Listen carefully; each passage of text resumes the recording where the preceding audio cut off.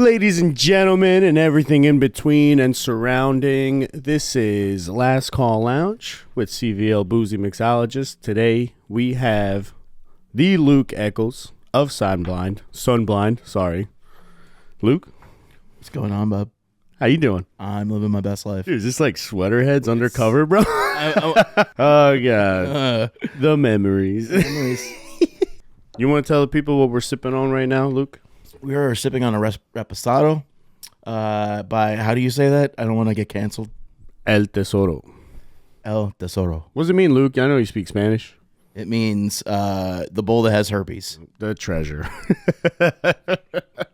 Isn't that what it means in Spanish? I don't know. No. No? Okay. Not at all. Right. Not at all. I thought I got it right. Yeah, Luke, you play in a band. I play in a band, yeah. Yeah, you've played in bars. You've played on stages. Where you were in Nashville, you said recently? I was in Nashville. No, not recently, unfortunately, but I will be soon. Yeah, when I worked for Sam Ash, sorry, they're the two competitors, Guitar Center and Sam Ash. I was number one sales in 2011, and they sent us down to the Gibson factory for like a little tour, and then they wined and dined us, although we did go out every day. So I got we went to this private club, the owner of Gibson. There was no name on the door. There was a bodyguard there, or a security guy with an iPad. This is, again, iPad for 2011. It's like big deal. Yeah, that's like going to LA club. It's a big deal. And he's like checking off our names on the thing, and we get in there, and there's, the wooden lockers that you have at a private club if you've ever been to one. And I'm pretty sure some of the guys were reading, it was like Toby Keith. It was like you name the big country star in Nashville, they had a locker there. And Leroy Purnell was playing on stage, and I didn't really know who he was until people started. I don't know who he is. Well, so he was a big country guy in the 80s. Okay. He was like one of the best slide guitarists. I know Leroy Jenkins. I don't know him. Yeah. You shout that before you go into battle or something. I don't know. Apparently. Leroy Jenkins. Yeah. So I'm going to shout before I go into battle. Leroy Jenkins. But anyway, yeah, we had it was like a private bar. They were slinging drinks for us. He was pulling all of us up on stage. We were playing this weird U-shaped stage, and he was just pulling us all up on stage. And I've never played with better musicians in my life. These guys, it didn't matter whether guys were playing originals or covers. They just picked up on it. We're playing like whatever you were playing. Damn. And then Will Jones, who is Dr. Epiphone, which is owned by Gibson, he took us on a little tour, a dive bar, like bar crawl around Nashville afterwards. I remember some of it. My ex-wife, my wife at the time, now ex-wife, did not enjoy me showing up at the airport. She's like, "Are you drunk?" And I was like, hungover, but maybe still drunk. It was just one of those nights where it was a blur of just dive bars and having like we went into different bars, and he was like, "Yo, this bartender makes this type of," Yeah. Like one of those where he knew everybody in town, and they were all like, "Oh, Will, hey." I aspire to be there where someone takes people around and says, "Yo, this guy makes something good." Yeah. Anything. Yeah. Yeah. Like, this is the spot for this. This is the spot for, yeah.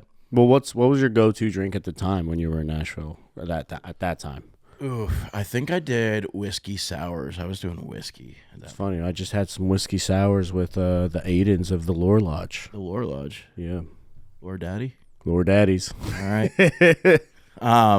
Yeah, I think it was Nashville, so everybody's huge on whiskey down there because it's the South and you're close to Kentucky, so yeah, so it was a lot of whiskeys, a lot of like mixed whiskey drinks back then, or at least in the crowd we were doing.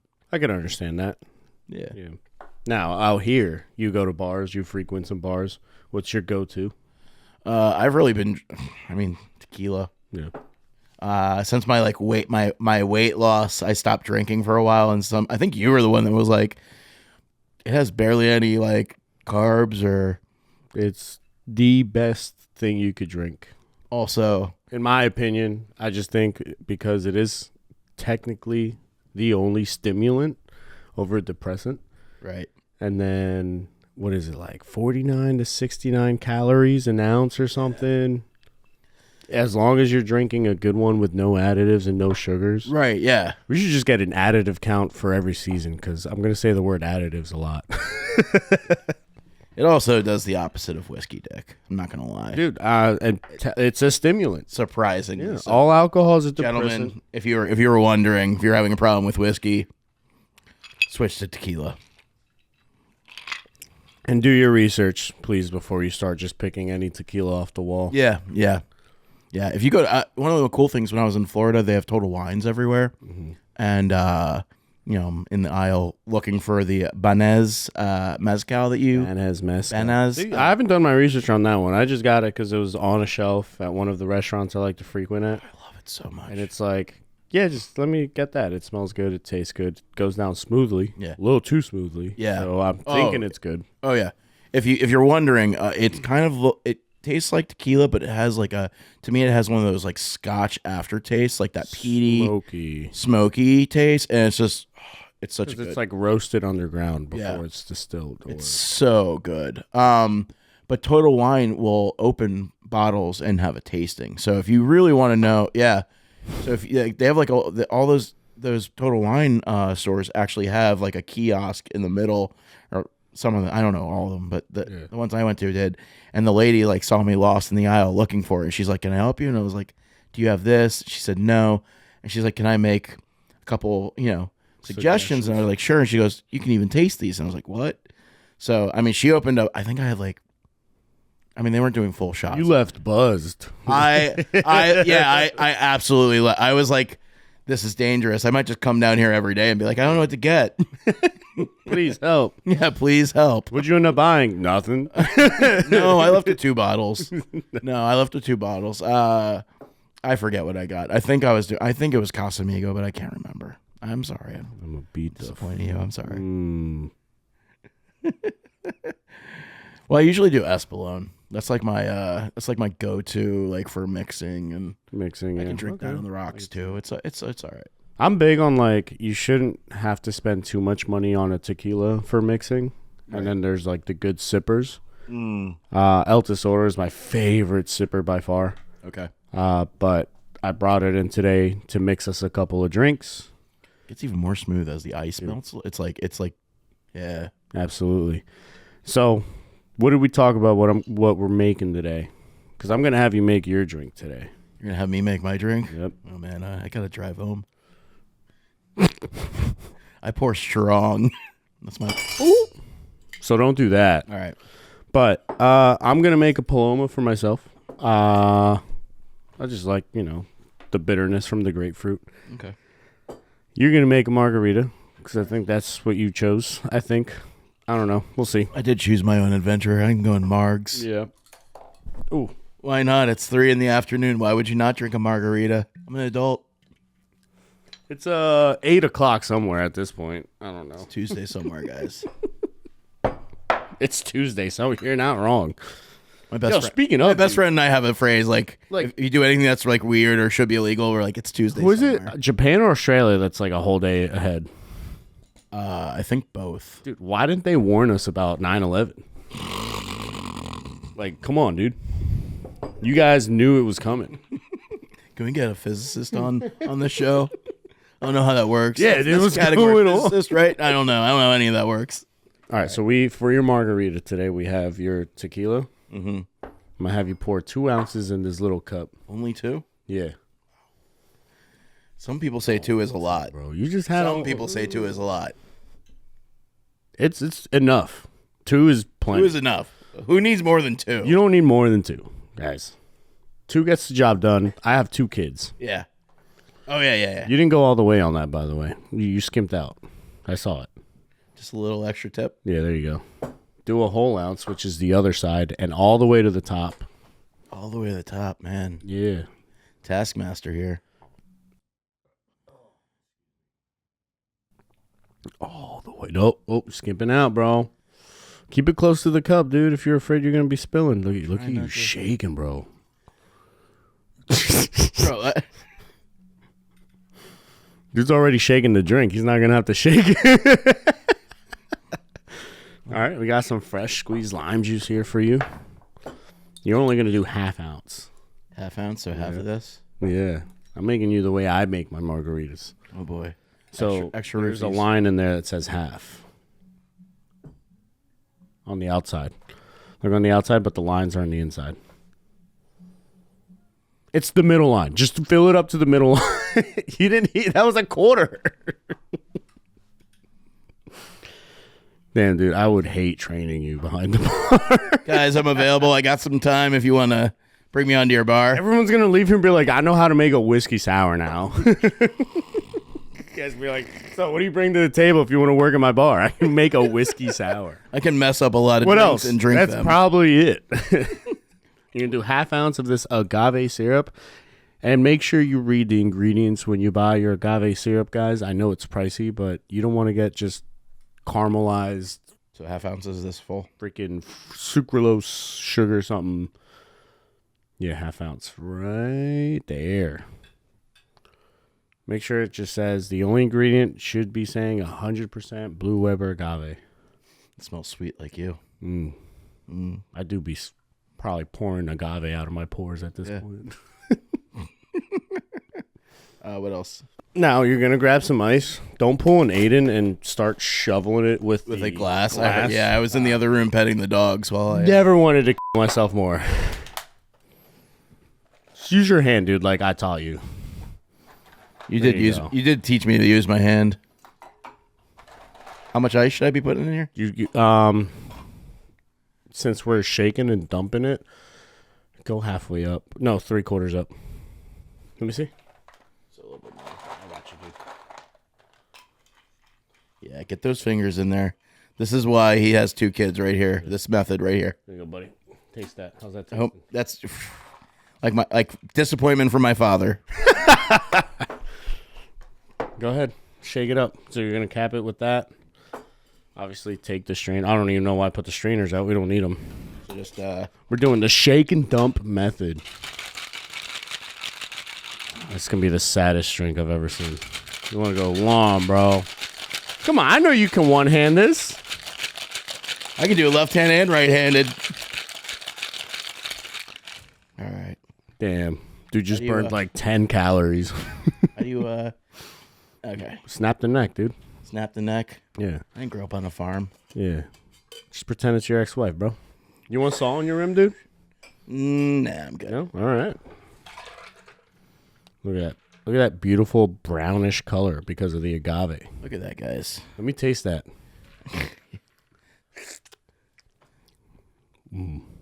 Yeah, I do a good job. You did great, dude. By the way, this is that's how he serves me my drinks when he's at a bar. He literally says, can I get this drink the Aki or the Celso way? Yeah, hey, he does make cocktails. Hold the tail. I give the people what they want. And then you get people that come in and they're like, yeah, so I want a drink, but can you not put your fingers in it? Yeah, that's And it's like, that's how many understandable, dude. views It's my not for videos anyone. started getting on Facebook was what was it, like a blues night, and there's this guy that was like 55 or something. Yeah. At the bar. He's like, comes I up, saw he's your like- video. He's like, can I get an old fashioned? And then he turns to me at the end of the bar. He goes, but don't put your fingers in it like you do with this guy's drink. It's quite a thing when you get known for something, you know. Apparently for me. He's known for fingering around this town. It's going to be the title of my movie, The Fingering. No, my cocktail book. Officially, my Last call cocktail fingering. book. The Fingering. Last call.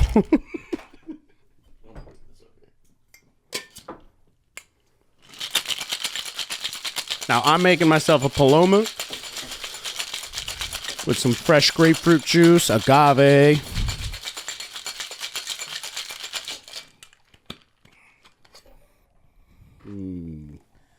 A little salt in that. Give me a little. You want a little pinch of salt? Yeah, give me a little pinch of that salt. A little pinch of. Use your fingers. Yes. Right in my beard. Is it in my beard? I was aiming for your eyes. Is it in the beard still? Is it Pocket salt. Did it get in there? Is it in there? No. No. Unfortunately not. All right. Now, we have our drinks. Nice little tequila drinks. Should be feeling good. I'm feeling great. Absolutely. Now, I wanted to ask you. Now, I worked at the sound bank. Right. we met before that or at the Sound Bank? We met.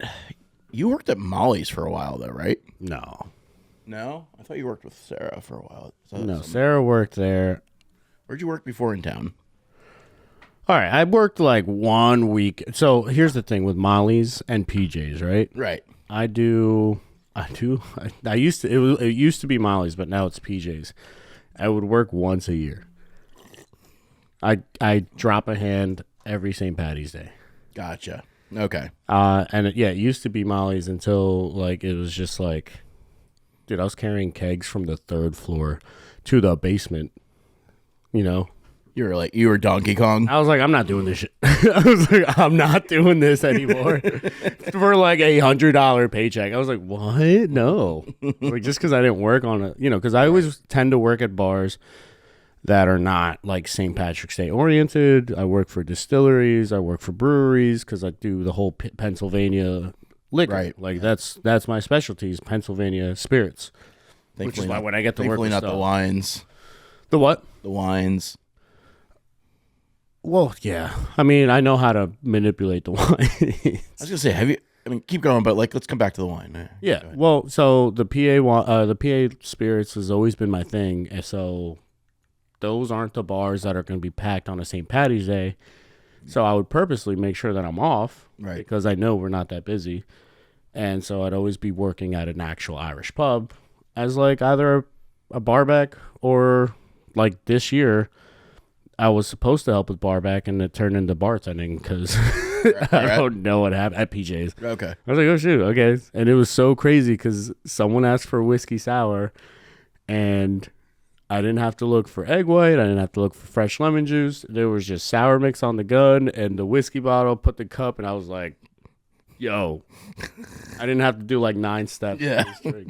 No dry shaking. Right. Letting it, 2 minutes so it could settle and I can get the good head to garnish Hearing some drunk girl go, yes, daddy. Yes, shake it, daddy. Yeah. No, you weren't there. Yeah, I wasn't there. I wasn't there to do that. I feel like I yelled out more than you probably get from women. Mm-hmm. Well, I take that back. No, yeah, my wife will sit there and be like, oh, you probably get all these girls like saying things, and I'm like, no, like it's really just Luke really calling me Luke. And and the other men, and all the women are uncomfortable.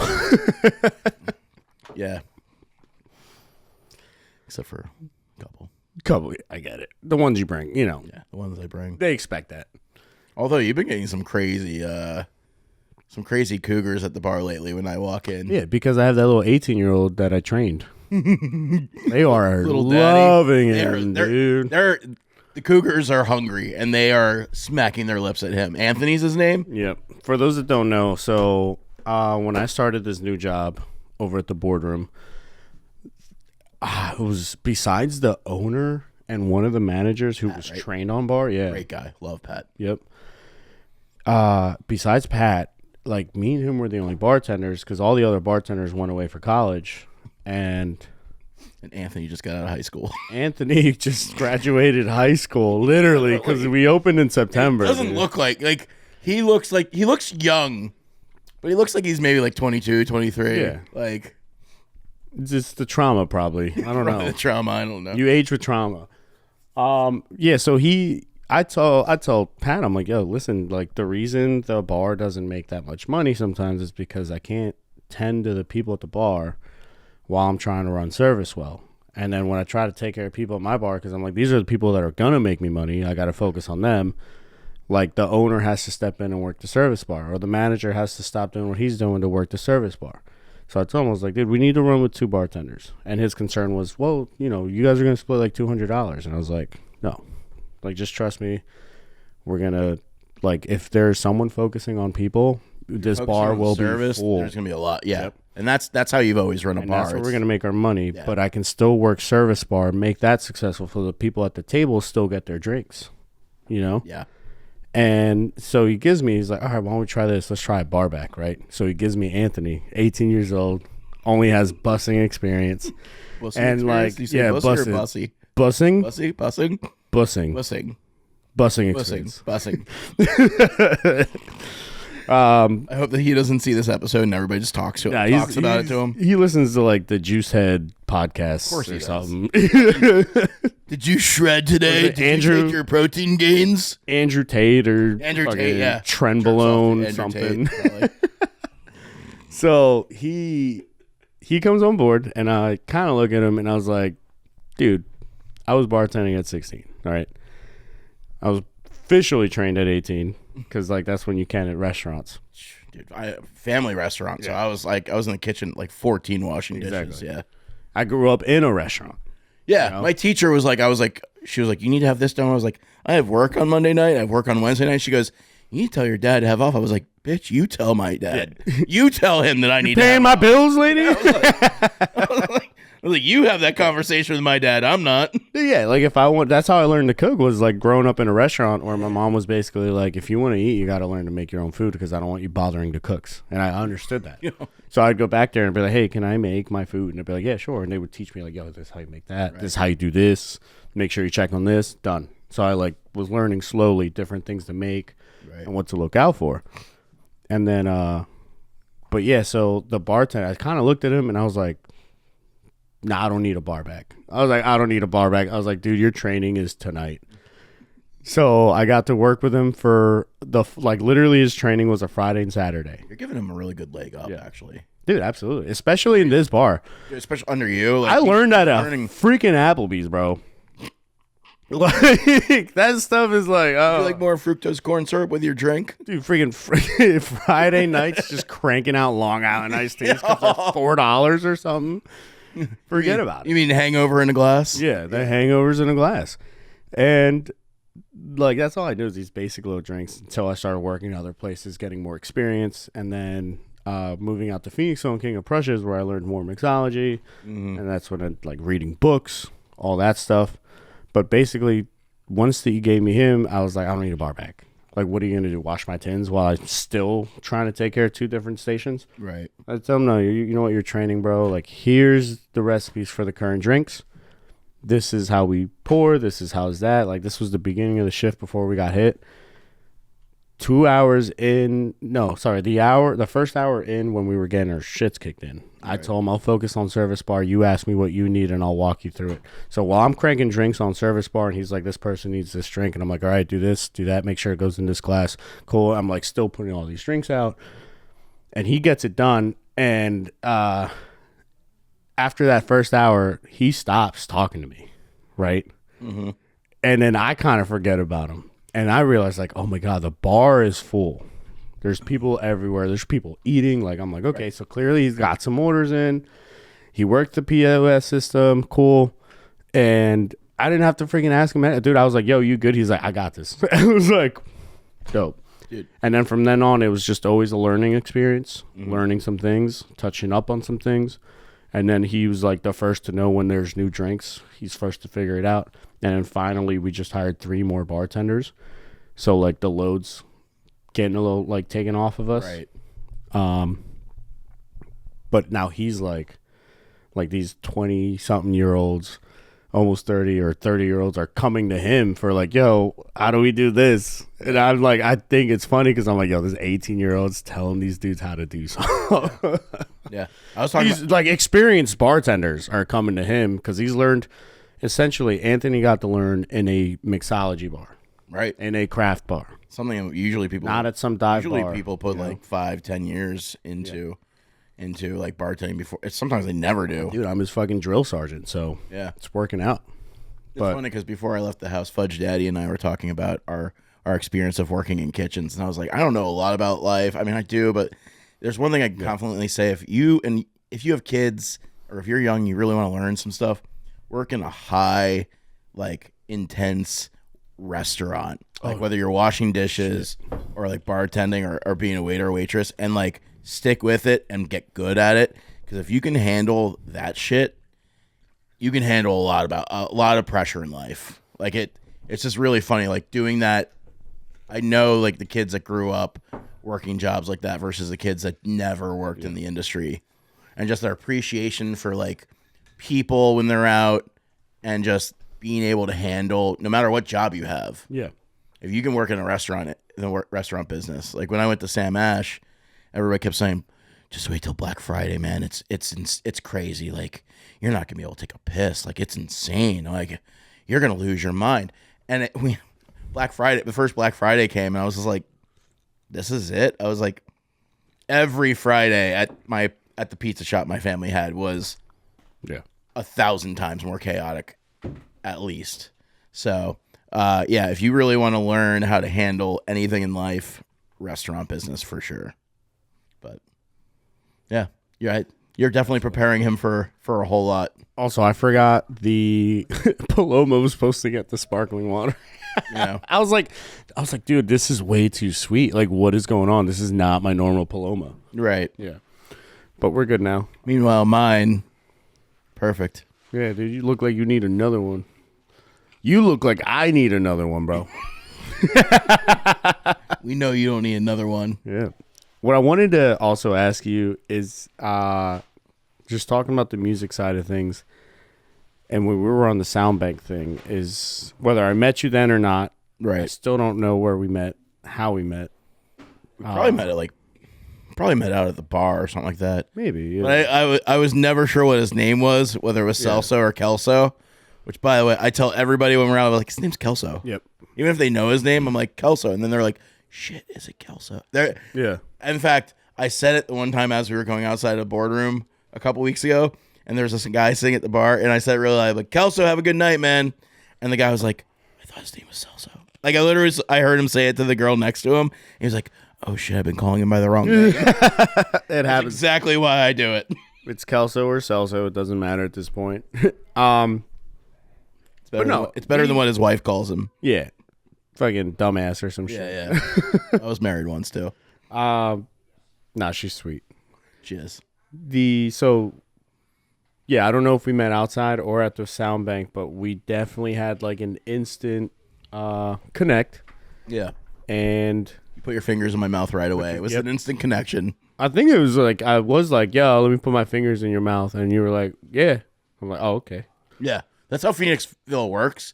It's either you're I don't know here, how I know people. The only person I can trace back a story is with Samson. He's the only one I can trace back. And Jamie, because through Samson, it was Jamie. Yeah. Everybody notices Samson when he walks in the room. Yeah. Especially when he was wearing, I love that giant like fluff bathrobe thing that he wears. It's like, goes down to like his knees. Yeah. You're like, is that the sweater thing? Sweater thing? Yeah, the like, hoodie. It just looks comfortable. It goes down to his shins, dude. It covers his knees. Yeah. Yeah. Yeah. It looks like a pimp / he came from an emo show. Yep. Yeah.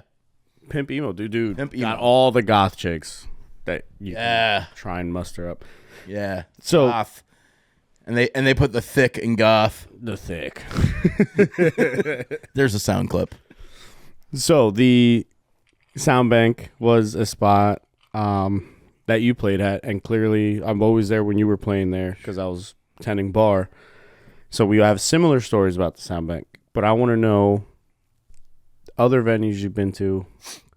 I want you kind of, since I know an idea of what my venue was or the Soundbank was, I want to know when you went to other venues, what things didn't add up, like things you expected to be there or things that weren't there, things that weren't up to par. I want to know your nightmare, like showing up to a venue, dude. Oof. Usually it's not bar related. It's usually like I don't know. I'm talking about, the music side of it. The stage, the speakers, the sound guy, something, anything. All right. I'm not going to say the name of this place because they are local. And I know friends that run stuff there, but this was back early 2000s, and the owner was like, we've got this stage and we stream. This was early 2000s. He's like, we stream it live for a college radio. And this was back in early 2000s where like that was the only way you got Say early 2000s one more time, please. Early 2000s. I don't think people know. How old were you? 5? Jesus Christ. Actually, yeah, probably. Yeah. And he's selling it like this is you're playing the TLA or the Troc in Philly. When was this? I think it was early 2000s. Okay, I think so. Thank you. For clarifying. Yeah. I think so. And he's selling it to me on the phone. He's like, it's gonna be live streamed. Like all the college kids come here, college bar. So every local band's like that sounds like everything you want. And we get there, and I swear to God, this area is twice the size of the stage. Like this area Is here. and you have to put a drum. You have to put a drum set on it. Like drum set takes up more than just this table area, you know. And it was, and the sound system, the PA was just like, you know, like we had better speakers in our practice space in a basement in Conshohocken. And it was, you know, it was typical small little bar. I mean, the whole place, it had like 3 pool tables. I think the pool table was only 7 feet from the stage. So like, you know, people are playing pool and they're like, "Can you get out of my way?" While you're like, yeah, dude, it was disappointing. Yeah, that sounds like a good nightmare. Yeah. It was all, you know, just beers on tap. You know, you could get a mixed drink, but it's probably you're just dude. How are people going to play pool while you're playing music? The loud ball smashing into other balls, just. I know that turns you on. Yeah. One of the cool places I played was Rex's in Westchester. Mm-hmm. Westchester had some cool venues in early 2000s, right. And they had, and funny enough, they were all related to the Jackass guys. So I grew up in Westchester. I'm actually in the background. Bam's from Westchester, right? I'm actually in the background of 4 Viva La Bam episodes. I didn't even know that's crazy. Yeah. So like, them. I'd like to watch them. I would like to watch them. The Don't Feed. I know you can see me like quickly in the background of the Viva La Bam episode for Don't Feed Phil. They filmed that at my dad's one location. We had a restaurant called Pizza Peddler. But when we played Rex's, actually Ryan Dunn was there. Rest in peace. Rest in peace. And he was playing. They had the old school like arcade video games, and we were just playing our set, and there was nobody there. Like it was like an off night. It was like a come play on a Thursday. You know, we get a lot of people. No, not Rex's was the. Do you remember what the Pick used to be like?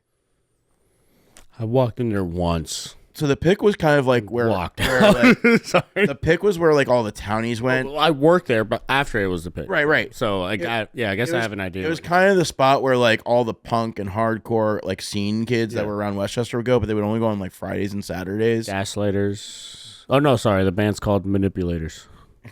That's my favorite band in town. Is it really? No, but I like them. I don't know who my favorite band in town is. Yeah. You don't know? Is it the Florida Daddy Wayne band? Oh yeah. The Christian gospel freaking punk rock band. Yeah. I'm in a Christian ska band. So yeah. But no, like Ryan Dunn was right there the whole time while we were playing our set, and it couldn't have been.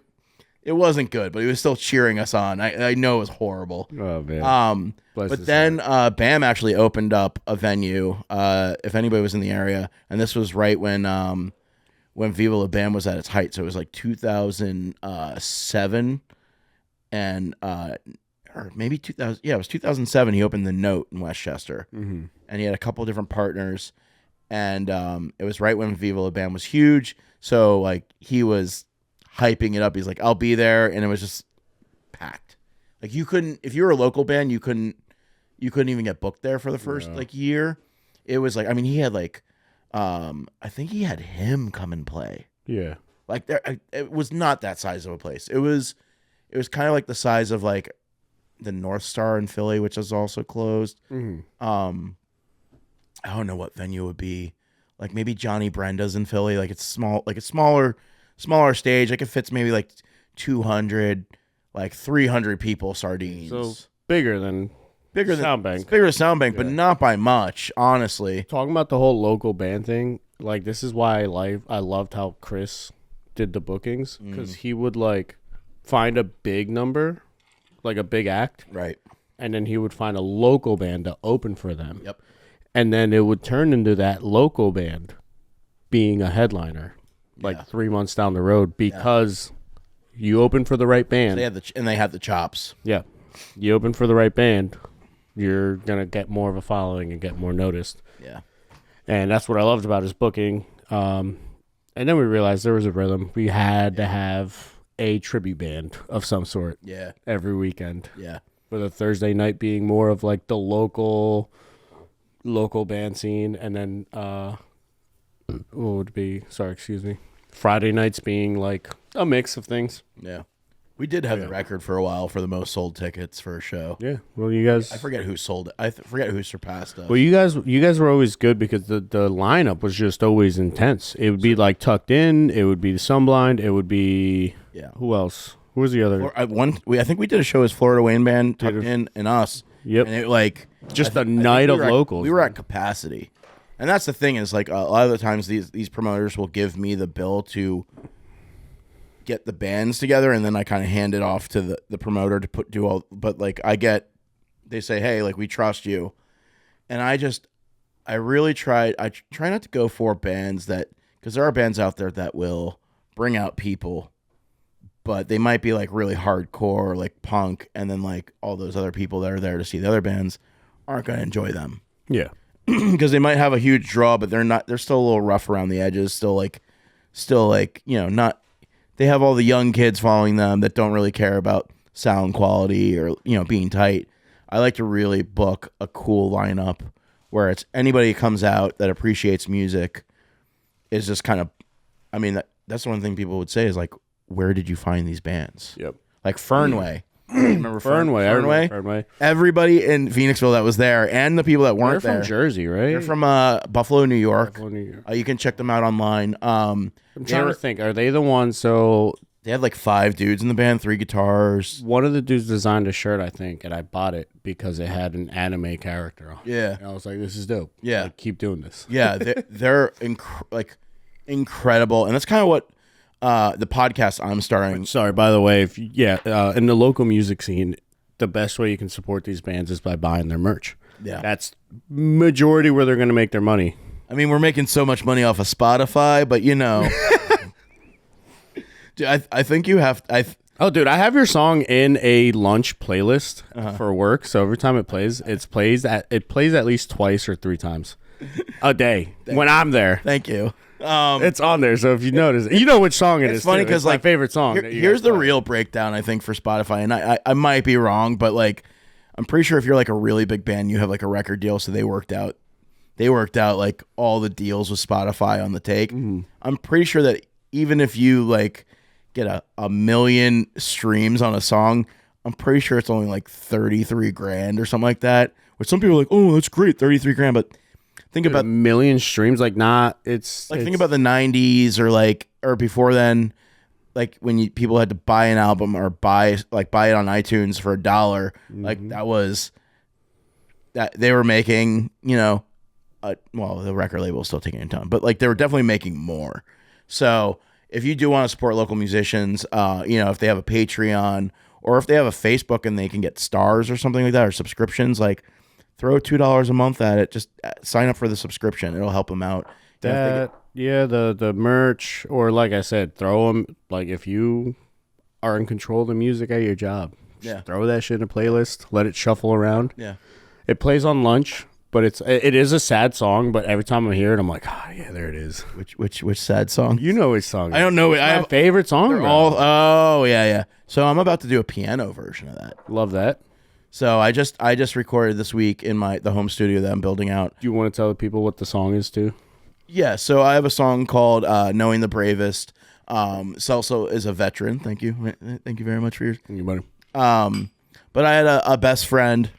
One of my best friends in college, Artie the Party. He served in, I want to say he was in Afghanistan and Kuwait. He did 3 tours. Give me another one. Yeah. He did 3 tours, joined the army, and he came back and was just trying to reassimilate into society, just like every veteran. Veterans struggle with that a lot. And he really struggled with his mental health. Like he had a girlfriend where like some stuff happened. It got tough for him. Can't blame her. It's just everyday things that happens with relationships. And he ended up doing, it was all over the news. He ended up shooting her and then shooting himself in a bar in a public place, and kind of I got a phone call at like 3 a.m. from a friend from college. It was all over the news. They started doing the whole like spin of, like nobody, the United States isn't taking any sort of responsibility. They didn't do the 21 salute at his funeral, so it's definitely, it was definitely a very sad thing because, it was horrible what he did. And there were friends of mine that really couldn't deal with what he had done. But I made a song just kind of about that struggle and about that loss of a friend, and it kind of relates to anybody that's lost a friend. So, and I always ask if we have any veterans in the house when I play that song, because the song hits hard for sure. It does. Yeah. It does. It's also like it relates to just anybody that's lost a friend too. But yeah. So, but anyway, I have a studio that I'm setting up in the house I just moved to. And I'm starting to do some piano sessions where it's just me on vocals, and it's Joe Kenny. I don't know if you know Joe. Mm-hmm. Yeah, Joe Kenny. So we've taken some of Father Buckets. Father Buckets. Check him out on the TikToks. If you have enough TikToks to put in your Wi-Fi, kids, check him out. Check him out before they ban it. Yeah, but we're just taking some of the songs from that album that we put out, the self-titled Sunblind album, and I'm just doing a very stripped down piano versions of them. I think I've done I love hearing crying dogs in the background. I think we've done songs for all the songs for the EP now that we just put out. Or we're going to do. We're gonna be finishing up a piano version of that EP, and I'll release that. But we just did one of "Let You In" on Monday night that I've got to mix and master. But that is part of what I am looking to do with my podcast that I'm launching very soon. So I'll probably have you on too. But it's going to be off the record. I don't know if he'll be off the record with Luke Eccles, off the record with the Beard. We'll see. But one of the things I really liked growing up in this area was I want to say they disappeared in the early 2000s, but they were there in the 90s, was Y100 in Philadelphia. They were kind of what, I mean, I think MMR was still around, but it was MMR versus Y100. Yeah.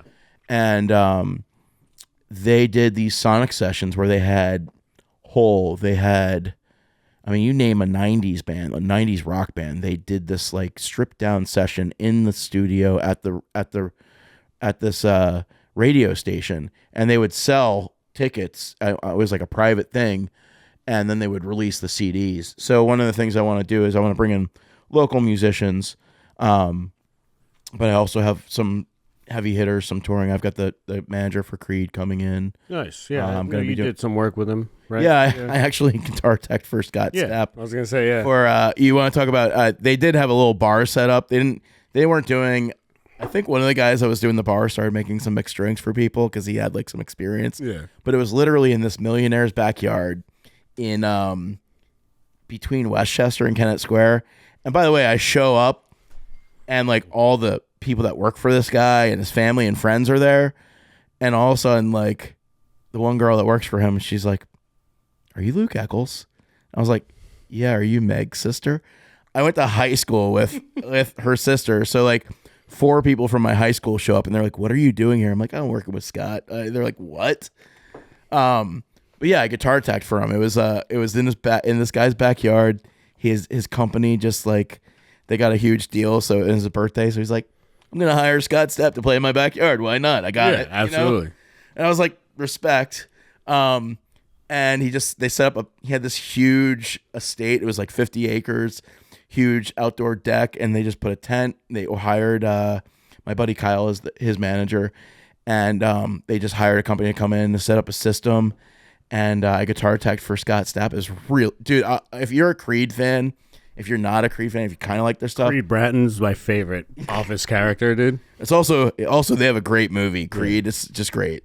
But yeah, go watch the movie Creed. It's right on par with the band. But it was 2 guitars and Scott. And I grew up, like, that's how I started playing guitar, was I was listening to My Own Prison, that album, and he played, like, a ton of the songs off of that album. He played, like, all of his hits, but, like, stripped down. Like, I've never really heard his music stripped down with 2 guitars and him singing, and it was... I'm just focusing on the stripped down part. That's it. Stripped down. That's and, it, bro. Strip it down. No, it was amazing. It was, like, 100 people there. In this backyard, and it started pouring. So like, Scott Stapp was an amazing dude. he could have canceled it because it was pouring rain. It was dangerous because you got water coming in on all the equipment. Yeah. And they moved everybody inside. They cleared out the living room. And before that happened, he was just like, I was like, what do you want to do, man? He's like, he's like, maybe we'll push everything inside the tent and they could sit in there. I was like, living room show? He's like, yeah. So Scott Stapp just did a living room show for this guy. I mean, he was paying him. But, and I went to high school with the guy's wife too. So nice. It was funny because like she was sitting like right in the doorway. He's literally 10 feet in front of her. She had like a private Scott Stapp show. It was really cool to be a part of. But that's kind of what I'm trying to do with the podcast is little, small, intimate, stripped down sessions, showcase local artists. Hopefully I get some big guys coming in. Yeah. I'm going to be doing some backstage concert interviews, so I'll probably go to like TLA, Man Center, do some interviews. But I'm sure we'll do some podcasts together with that. Absolutely. I'd love to have you on since we're going to have a. I definitely would like to do something like this also on the road in terms of like at distilleries or something and work with their product directly. You know what I mean? Yeah. Yeah. I mean, maybe it gets big enough to where we do a private event where we have that showcase. We have somebody play. We do something like that where we're filming the episodes beforehand. You know, we got to call every episode we're on together those Sweaterheads. The Sweaterheads unite. Sweaterheads unite. They finger cuffs. They're called finger cuffs, right? Docking. We're docking, bro. Docking. Docking. The docking episodes. Docking episodes. Docking episodes. That is it. Luke, cheers. Cheers, man. Thanks for having me on, man. It is last call, so we got to finish the drink, and we got to get out of here. All right. Cheers. It's a good times, buddy.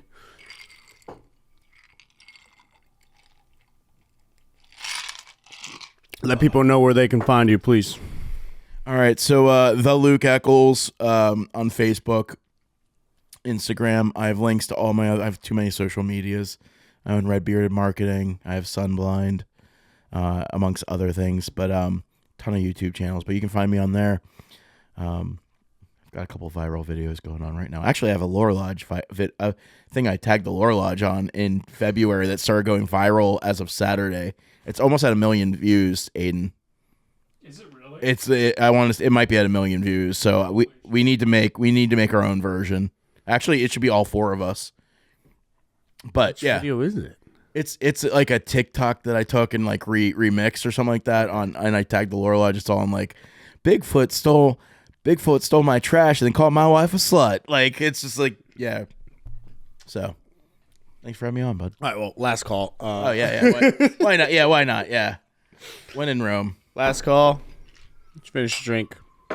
Get out.